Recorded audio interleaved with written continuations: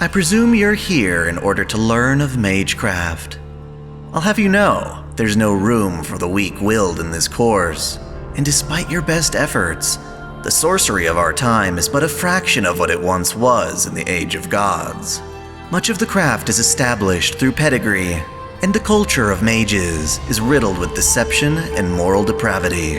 That said, if you insist, I shall do my best to educate you in this miserable, yet fascinating world. In our previous lesson, I spoke of magical workshops, the territories mages create to conduct their craft. Knowing what kind of workshop to build and where to build it are essential factors to a mage's success. They allow for the casting of spells that would otherwise be unreachable. Today's lesson is unconventional by comparison: pirates. While unexpected, it appears that pirates, particularly in their golden age, had an effect on mystery. There are pirates who practiced magecraft, along with similarities between mages and pirates. It may not be entirely relevant to your individual pursuits, but there is certainly academic value to learning even the most obscure sources of mystery. One could argue that, with our dependence on modernity, these niche avenues are some of the few places where mystery still thrives. When you hear the term pirate, you would naturally picture the Age of Discovery, when sailors took to the high seas in massive sailboats, violently plundering other naval vessels while seeking out buried treasure. That said, pirates existed long before that, and still continue today, long after their glamour and fame have extinguished. Whether they sail the high seas or rush about it on motorboat, the underlying concept is the same. Pirates operate outside the law, according to their own rules and beliefs. Even without legends of sea serpents and other subnautical horrors, traveling the ocean has always been dangerous and mysteriously unpredictable. This permits sailors to more readily accept myth and superstition. For instance, most creation myths involve the world being churned from a primordial sea. The ocean, then, is likened to a mother or father to all life on Earth. Such beliefs are held by both Eastern and Western cultures, which is no surprise given maritime trade and exploration were the bridge uniting foreign lands. Should you ever meet a pirate mage, you can reasonably expect their craft to be a melting pot of cultural techniques. For instance, Asian thought magecraft may blend with Western necromancy to create hybrid spells devoid of a single origin. When handled properly, this can greatly bolster the arsenal of a mage family. However, it is also risky. As ideas are spread through exchange and colonization, they are repeatedly translated, losing elements of nuance with each iteration. Similarly, the details of a spell can be lost or watered down, resulting in something far weaker than originally conceived. Adopting a foreign spell as your own must be done with great care and a thorough understanding of its original context and language. This is why Rin Tosaka, despite being a Japanese mage, speaks German in her incantations. Perhaps the mage family most accustomed to appropriating other mystics are the Edelfelts. While this family specializes in gem or jewel magecraft, the Edelfelt family has earned a reputation in the Clock Tower as the most elegant hyenas on Earth. It is a title steeped in hostility, with future heirs bearing the scrutiny of having filthy blood. Since the Renaissance era, the Edelfelts have observed and intervened in world conflicts. From the ruins of battle, they swept in and pilfered mage bodies and mystic codes. Whatever they found to be of value, they claimed as their own.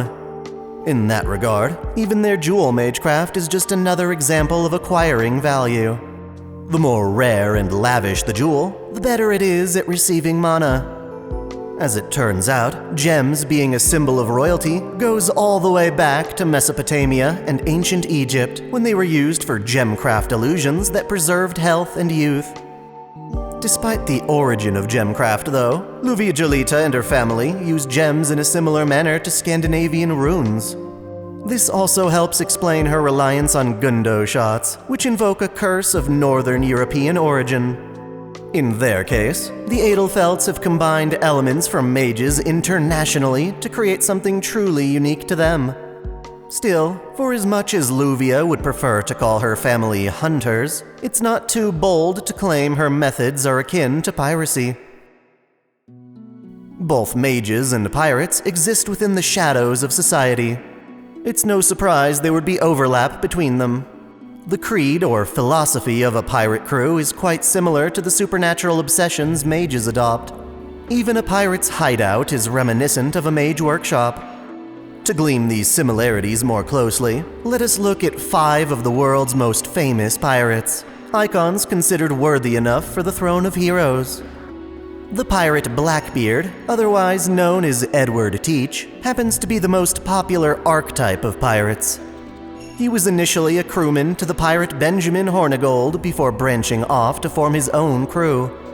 His iconic ship, Queen Anne's Revenge, was first La Concorde, a French ship he commandeered and renovated with 40 cannons. This allowed Blackbeard to utterly dominate the Caribbean Sea, ushering in the golden age of piracy. This also meant that he needed to be feared even among other pirates. He achieved this through cultivating a reputation for cruelty. In a sense, he became a mystery in his own right, one he would need to live up to. While intimidating, his fame also fostered hatred, painting a target on his back for the English Royal Navy. He was hunted until a surprise attack finally claimed his life. That said, even Blackbeard's death is legendary. It is said that he stayed stoic through 12 sword slashes and 5 gunshots before finally succumbing to his wounds. The man's head was severed from his body, and for 3 days and nights, his decapitated corpse swam about his ship searching for what it lost. Such superstitious stories surrounded him at every turn. As few would actually meet him and live to tell the tale, it became easy for these stories to be taken seriously, as there was no other alternative. Allying herself with the British Empire, Blackbeard's historical rival was Francis Drake. Even though one might call her more of an adventurer than an unaffiliated pirate, her expertise on the seas is just as noteworthy. Behind Sebastian Elcano, she was the second person to have circumnavigated the Earth.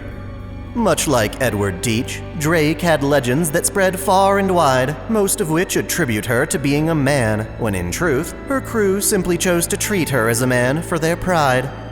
Coincidentally, the exact same misconception spread regarding King Arthur. As captain of the Golden Hind, a flagship representing hope for Britain's conquest over Spain's invincible armada, many equated Drake with Artoria, like a second coming of the once and future King of England. To believe in such a thing is to embrace concepts like resurrection or reincarnation, both of which are ripe for magecraft. Bartholomew Roberts, who had the largest pirate fleet in history, never even wanted to be a pirate. He was first an ordinary sailor who was captured by the crew of Captain Howell Davis. After being forced into a life of piracy, he was acknowledged as having the spirit of a pirate, enough so to become Davis's successor. Again, appealing to a soul in this way, believing in abstract concepts like fate or destiny, these are things that mages thrive on.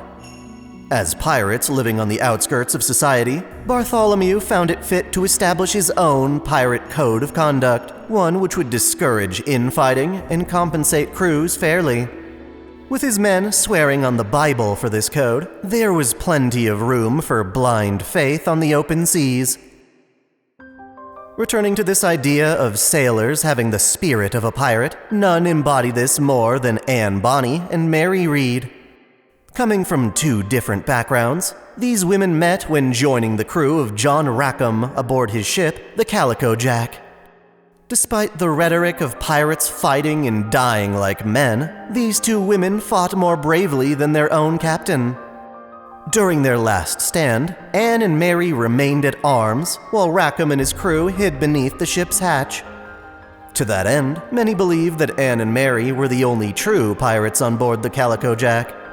In death, they don't even really want the Grail. It's just their nature as pirates to pursue treasure that guides them as heroic spirits. This attitude of what makes someone a true pirate isn't all that estranged from mages criticizing each other's goals. For example, upon hearing of Shiro Emiya's upbringing, Rin Tosaka accused his father Kiritsugu of not being a proper mage. To her, his priorities were all wrong. In summation, there is a substantial link between the lives of pirates and mages. Whether there are more mages who become pirates, or pirates who became mages, the fact remains that both are isolated subcultures that cling to superstition more readily. Mystery is able to thrive in these communities, even as the rest of the world modernizes. The coveting of treasure can be likened to the acquisition of various spells. A pirate's spirit can match that of a mage's drive to reach the root. Whether this knowledge applies to you directly, it is nonetheless a fascinating topic. Returning to form, I would like to dedicate our next lesson to a more in-depth analysis of the Holy Grail. I will cover both the genuine article, as well as the mana-infused vessels mages often refer to as grails.